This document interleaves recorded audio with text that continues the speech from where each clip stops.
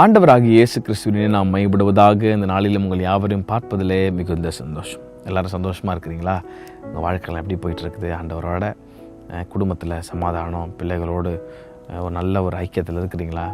எல்லாத்துக்கு மேலே ஆண்டவரோட ஒரு நாளும் அவர் கையை பிடிச்சிட்டிங்கன்னா குடும்பத்தில் சமாதானம், வாழ்க்கையில் தேவையான எல்லா காரியத்தையும் ஆண்டவர் அழகாக கொடுத்துருவார். முதலாவது அவரை தேடுங்க.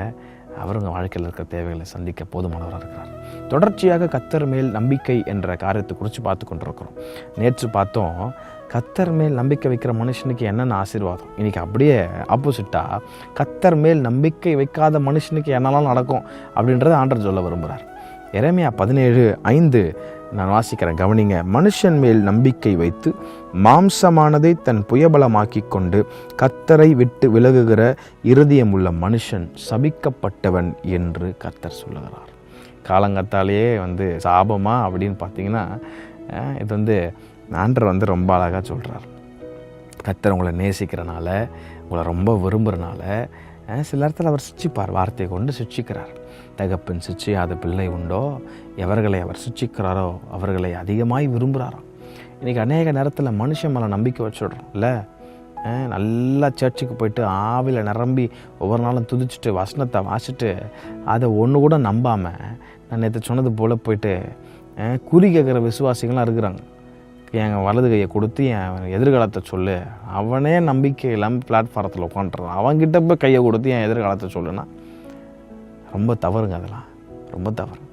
இயேசு கிறிஸ்துவை பின்பற்றுகிற நாம் அவரை மாத்திரம் நம்மளும் கத்துற சொல்கிறார். You can't serve two masters. 2 எஜமானுக்கு நீ வேலை செய்ய முடியாத. ஒன்று உலகத்தில் இருந்தால் உலகத்தில் இரு, ஒன்று ஆண்டருக்குள்ளே இருந்தால் ஆண்டருக்குள்ளே இரு. ஆற்றுல ஒரு கால், சேத்துல ஒரு கால். கத்துறதை ஒரு நாள் விரும்ப மாட்டார். கர்த்தர் மேல் நம்பிக்கை வச்சுன்னா கர்த்தர் மேலே தான் கடைசி வரைக்கும் நம்பிக்கையாக இருக்கணும். ஸ்லோவானாலும் ஃபாஸ்ட்டாக இருந்தாலும் கர்த்தர் மேலே மட்டும் தான் நம்பிக்கையாக இருக்கணும். இந்த காலவில் கர்த்தர் உங்களோடு பேசி கொண்டிருக்கிறார். கர்த்தர் மேல் நம்பிக்கை வைக்கிற மனுஷன் பாக்கியவான். ஆனால் வசனம் சொல்லுது, மனுஷன் மேல் நம்பிக்கை வைத்து மாம்சமானதை தன் புயபலமாக்கி கொண்டு கர்த்தரை விட்டு விலகுகிற இருதயம் உடையவன் அவன் சபிக்கப்பட்டவன். வாழ்க்கை நாசமாயிரம்னு கர்த்தர் சொல்கிறார்.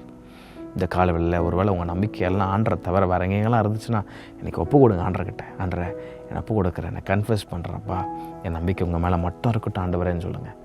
கர்த்தர் உங்களை மறுபடியும் சேர்த்து கொண்டு உங்கள் நம்பிக்கையை ஸ்திரப்படுத்துவார். போதுமானவராக இருக்கிறார். கர்த்தர் தாமே உங்களை யாவரையும் ஆஸ்வதிப்பாராக. ஆமென்.